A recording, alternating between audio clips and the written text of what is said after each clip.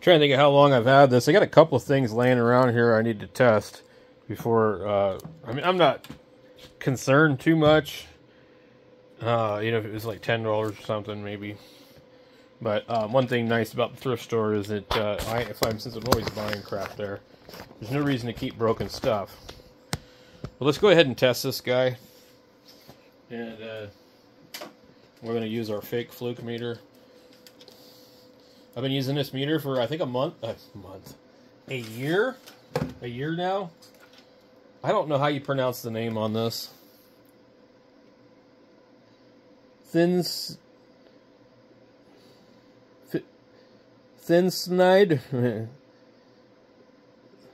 TH Cindy Thinsdy 18B plus. Anyway, it's definitely a copy of a fluke, and pretty faithful meter.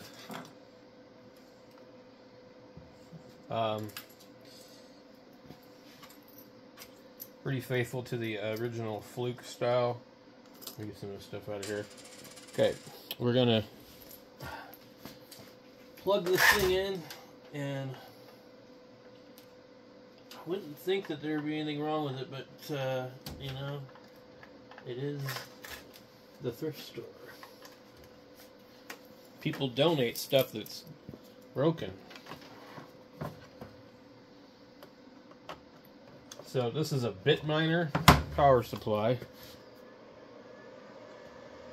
It also probably pulls quite a bit of current.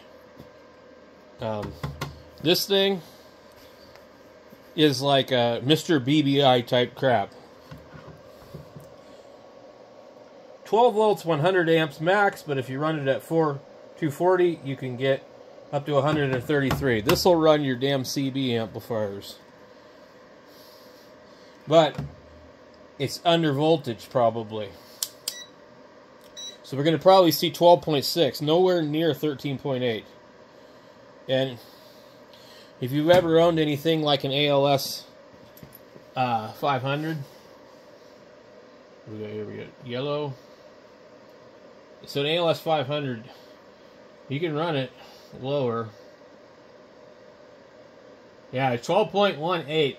So basically, if there's a way to jack that up, then you're good to go. But if there's not, that's not enough voltage to run what we want to run. And there's no way I'm ever putting this inside of a thing. I'm never going to do bit mining. The fan on it is full blast right now. I'm trying to just kind of take a look in here and see. Let's open it up. We'll go ahead and open it up. Let's have a look inside.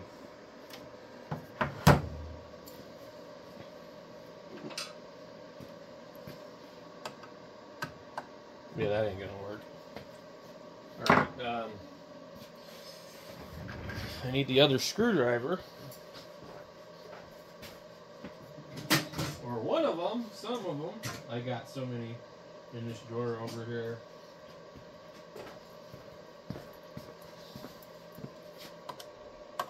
See, this is originally what I wanted this table for. See how long it took for that to stop? Quite a while. There's lots of capacitor in there, I think. Does anybody know how to get rid of a mockingbird? Well, we've been having this guy all night, all day for a few weeks now. Pretty annoying. It's 1:30 in the morning and I hear this stupid bird. And I'm sure that it's mating season and all that, but in the morning there's other birds too, and it's really, really crazy how much crap we have with birds lately. Okay. So I don't think there's a way to adjust this one. If there is, it would be a very crude, primitive way to trick it. Need a couple of fairly large caps here. You put some plastic in here, but there's no adjustment. They've really gooped it quite a bit. These are really nice fans. You know, some of them will have like a little thing there. These individual things right here are all regulators. I mean, let me see if I can get in there and just kind of really show you. These are all regulators.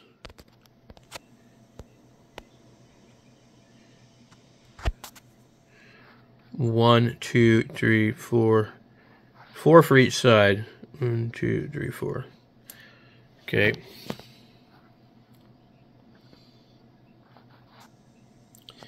Actually, I do believe we can adjust it. I don't need no schematic. I don't need no nothing. I'm pretty sure that will adjust it. But it is so damn close to that that there's no way I'm doing it while it's on.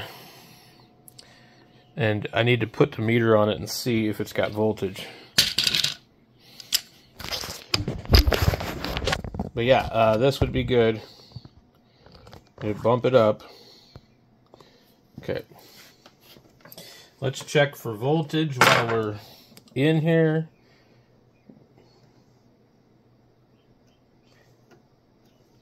Might help if I turn the damn meter on. We got about 5 volts left in here. That's quite a bit of storage. It's been off for quite some time. I'm going to get an insulated screwdriver.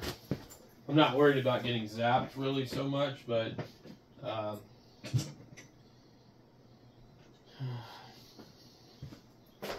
don't know.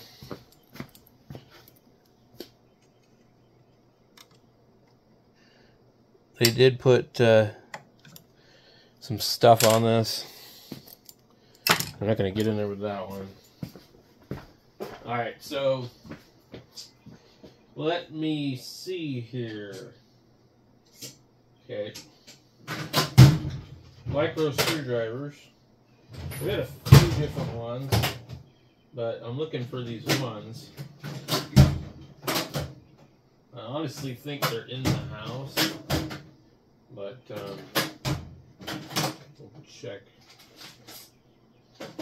I've got ones over here, but what I was trying to do was find the ones that have the stuff on them. They're sealed.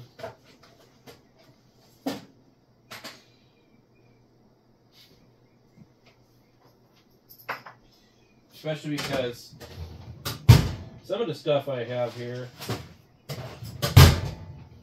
is, oh, there we go. It's too chunky to fit down in there.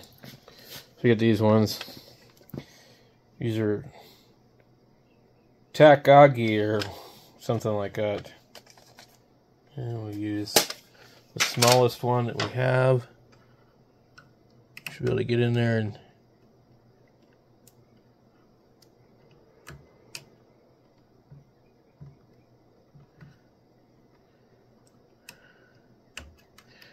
we need to get the sealant off of it. Okay, let's try a little bit. I'm going to go for quite a bit bigger. Okay. Alright, will we do this very carefully? Well, I'm going to adjust it right there. Okay. Kids, don't do this at home.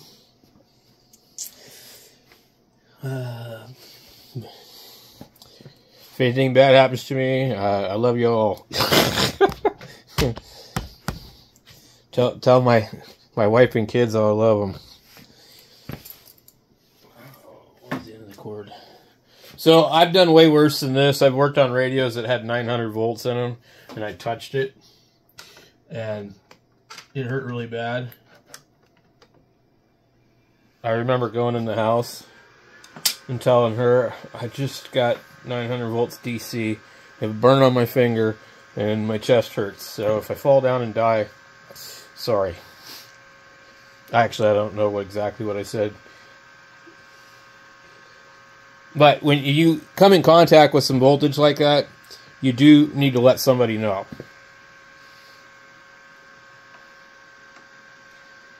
With 12.18, I don't even believe it did a damn thing. I adjusted it.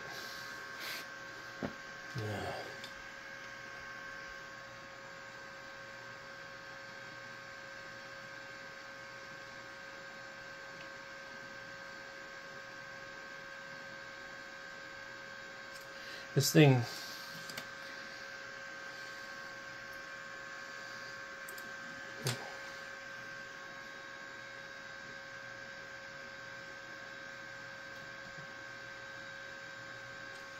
Okay, I adjusted it quite a bit. So let's see what we got. There's no way. I don't know what the hell that thing would be for then. It's not adjusting the voltage. Let me see if I can... Maybe I could just put a pin in the end of the wire. Yeah, should be able to do that. Alright.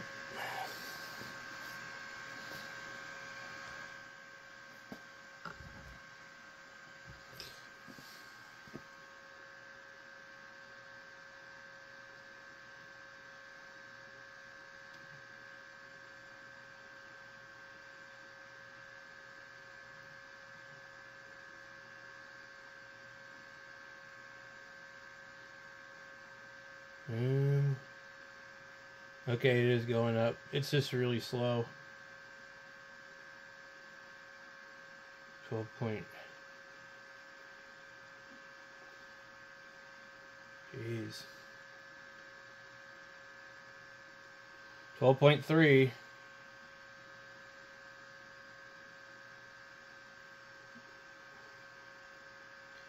was like a 20 turn pot or something, whatever they call it. 12.4 finally. I mean, this is really low.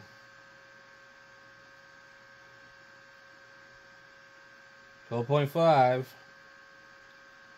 We might get close to 13, I'm thinking, but who knows. 12.52. And I think that's maxed out. I don't see it changing. Yeah, so the most we could get out of it is 12.5. It's still turning, but I don't see it changing.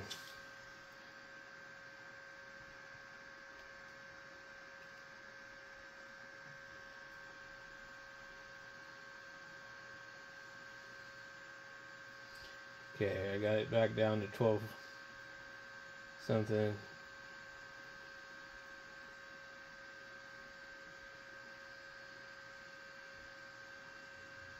So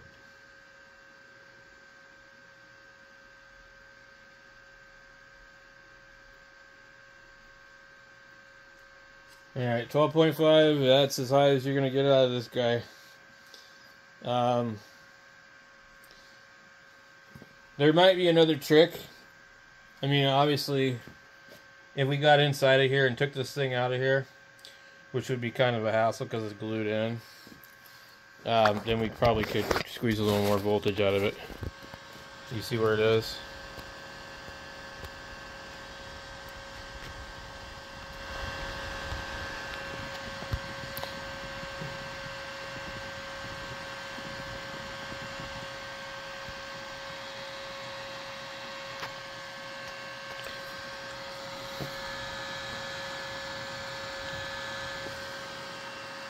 So, if you change that, boy, look at those.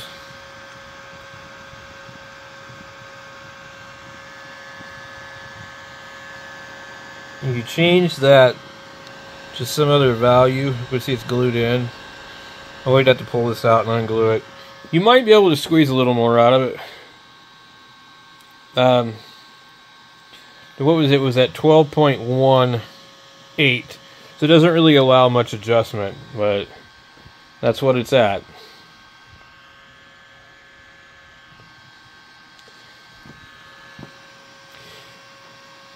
anyway, guys, that's my $4 100 amp 12 volt power supply. It will definitely run an ALS 500 or CB amplifier at that kind of voltage, but it won't give you full power. So, just so you know, you'd be better off to use something else. But if you had something, the only thing that really needs that kind of amps is like a 4 or 5 or 6 to 8 transistor amp or whatever. I mean, the usual like little 2-pill CB amp isn't going to need that much. I don't know what actually 2-pill needs, maybe like 20 watts, and then a 4-pill needs like about 40. And then if you really want, you know, depending on how it is, probably 80 amps. The ALS 500 needs somewhere around 70 amps, they say, max 70.